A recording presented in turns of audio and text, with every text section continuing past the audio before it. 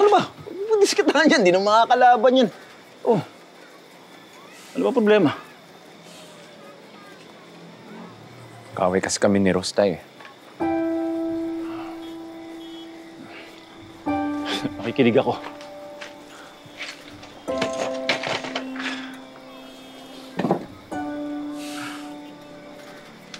Ano ba nangyari? Di pala kami nag-away, inaway niya ako.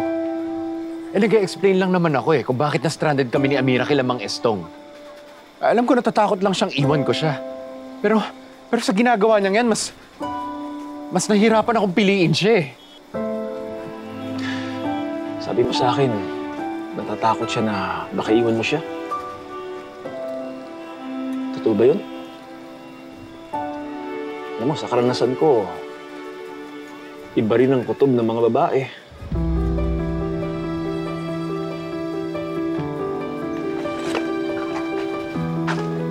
Tayo naman, nahihirapan na ako Lahat naman ginagawa ko para patunayan sa kanyang tutuparin ko yung pangako ko sa kanya.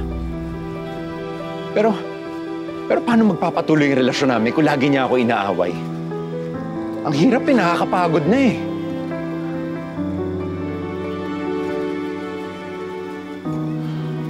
Hindi kaya nararamdaman ni Rose na baka napipilitan ka lang? Alam mo, mahirap yun Siyempre, kung magpapakasal ka sa isang tao, gusto mo mahal ka ng tao yun. Hindi yung sa lalaking mukhang napasubo lang.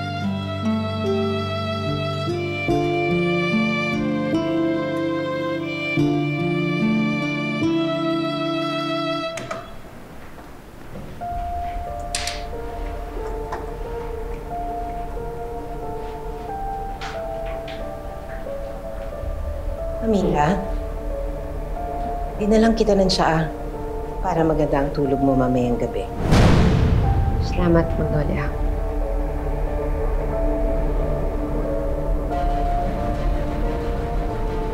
Iniisip mo pa rin ba ang kaplastika na ginawa ni Sam?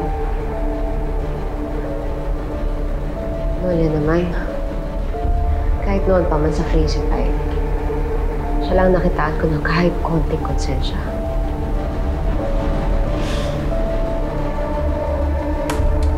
Ka pala niya ni Ray.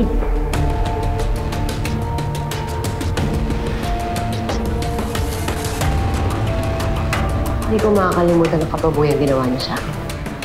Pero Magnolia, ang bigat magdala ng galing.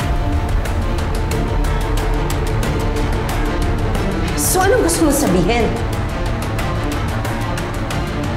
Na gusto mo magpatawad?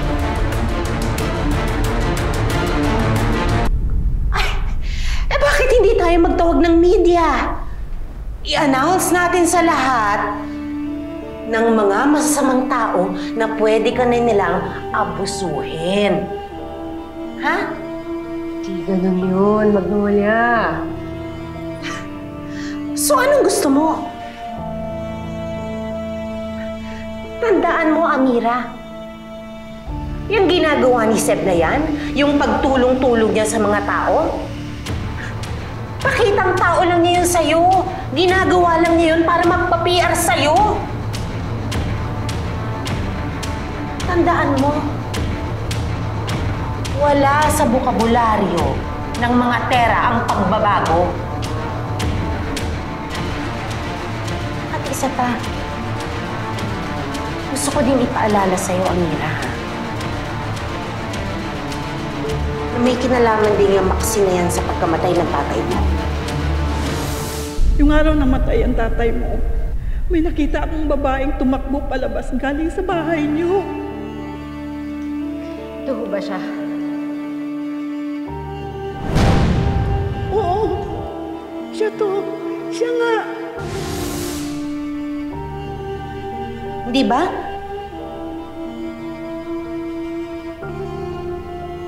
Sige. Ubusin mo na lang yan sa amo. At bukas na lang tayong dalawa mag-usap.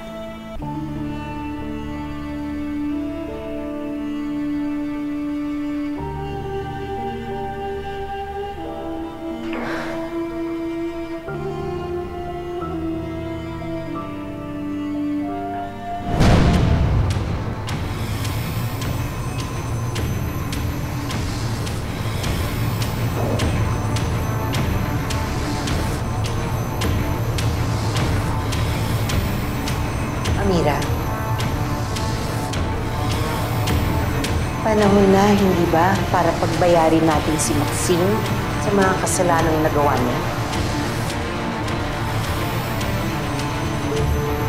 At hindi ba?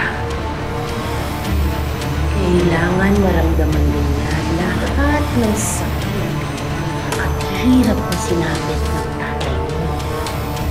Yun din ang gagawin mo sa kanya. Hindi ba, Mira?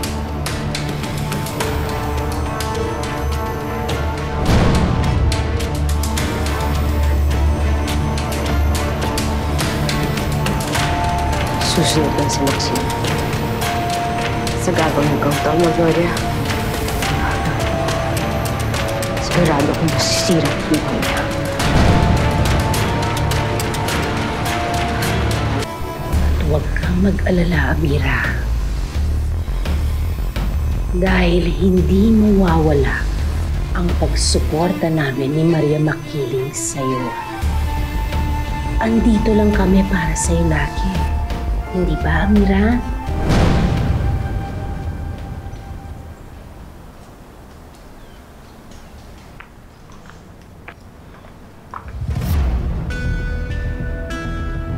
Dad! Are you okay? May malaki akong problema eh. Ano yun? May namba-blackmail sa akin.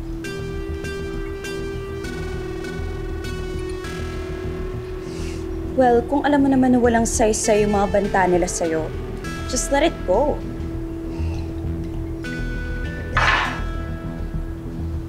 Yun nga ang problema eh. Hindi ko alam kung saan niya nakuha yung mga hawak niyang impormasyon. Is it that bad? Dad, I know that you don't listen to me that much. At hindi ko naman kailangan malaman kung anong mga ginawa mo. Pero sa mga ganitong sitwasyon, trust me, ang pinakamabuti mong gawin, bayaran mo na lang yung nang ba-blackmail sa'yo.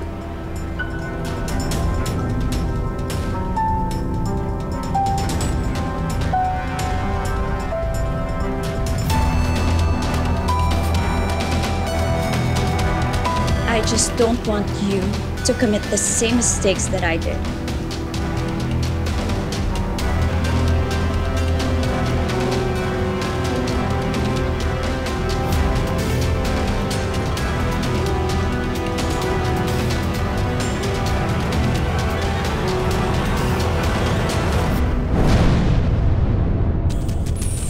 Ang tagal kong tiniis yung pangmamaliit niya. Think it's time na siya naman yung hawakan ko sa leeg. Magpadala ka ng 10 milyon sa account na ibibigay ko.